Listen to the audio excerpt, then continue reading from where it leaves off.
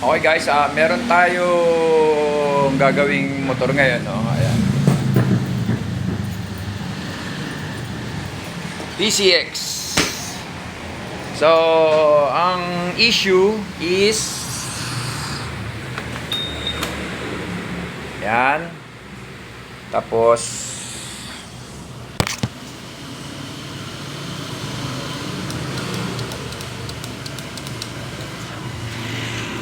ayaw mag-push start, no?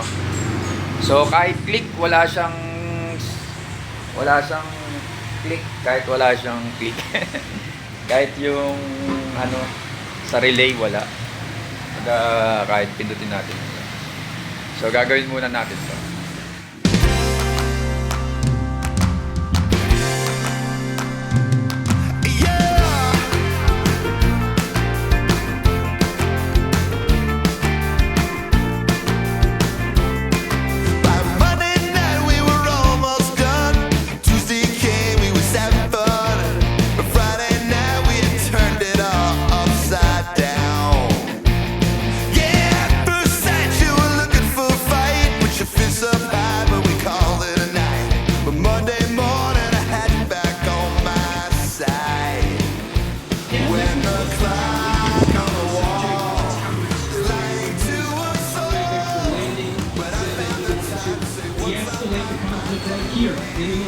Yun guys, no? So, baklas na yung PCX natin. So, chinek natin yung side stand switch nya kung okay. Tapos, brake light. Tapos, yung push start. Then, sa ECU. Lahat ng connector chinek natin. So ayaw pa rin mag-start, no? So, pero ano, no? Nakita ko na kung ano naging problema. So, mamaya na lang sasabihin ko sa inyo kung ano naging problema na ito. Kasi, ang dami kong binaklas. Yun lang pala naging problema. No, ito, yung sa brake switch niya. So, apat pala siya. No, apat. Brake switch, saka yung sa push start niya. Ayan. Brake switch, saka yung sa push start. So, kanina, nirekta ko lang yung brake switch niya para magkaroon siya ng brake switch. Tapos, may tumatawag. Tapos, nakita ko, oo nga pala, apat yun. Ay, ano ba yan? Ayan, oh. Ayan. So, nung nirekta ko to, saka siya nag-start.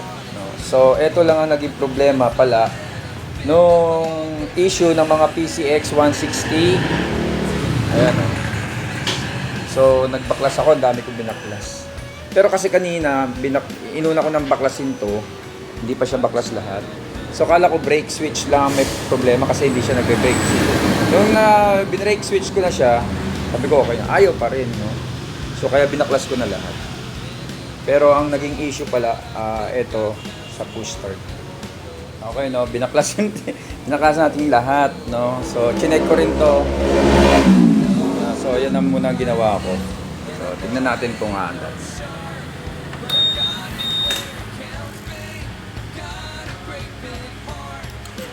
Yun, mandar na siya. No. So, ang nagiging common issue lang pala ng mga PCX 160, magkaiba yung brake light doon sa push start. Ito yun. So, ito naging problema kung bakit tayo mag-start. Yun. So, ganito yun, no? Kung sakop pa siya ng warranty ng Honda, pwedeng siyang i-file ng warranty claim.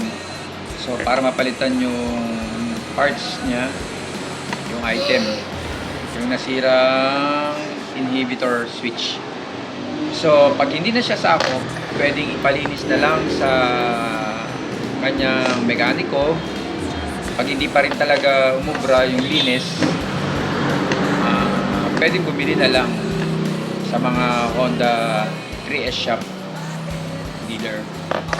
Yun lang. Okay guys, actually, pag may mga ganyang senaryo sa PCX 160, no, ang unang i-check nyo yung inhibitor line niya, no. Yung inhibitor switch, inhibitor line, then yung side stand. Yan, dalawang klase lang naman. Yung dyan kasi umano yung push start no. So pag walang push start, kahit mayroon power yung panel board nyo at walang push start, so yan lang yung nagiging dahilan kung bakit ayaw mag push start. Kahit mag-trigger yung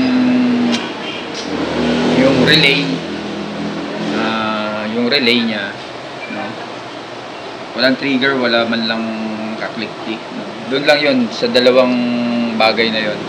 Kaya pwedeng yung inhibitor switch niya or yung inhibitor line niya, or yung side stand switch or yung line na side stand switch. So yun lang naman. So, kaya ko lang binaklas lahat for content din, para medyo maba yung video. Then kasi pag kung sakaling okay naman yung inhibitor switch, tapos yung line ng inhibitor switch ang may problema, babaklasin nyo rin yun. Pati yung sa side stand switch, kung yung line naman ng problema, babaklasin nyo rin yun para tignan yung line niya kung merong daluyan, puno sa dulo. Parang gano'n. Ano ba tawag ko? May tawag doon. No? So, continuity. Yun. So, yun lang for today's video. Sana makatulong sa inyo yan. Alam kong yung ibang ano dyan, alam naman yan. So, yung iba na lang na hindi pa masyadong may alam sa ganyan, sana makatulong po sa inyo.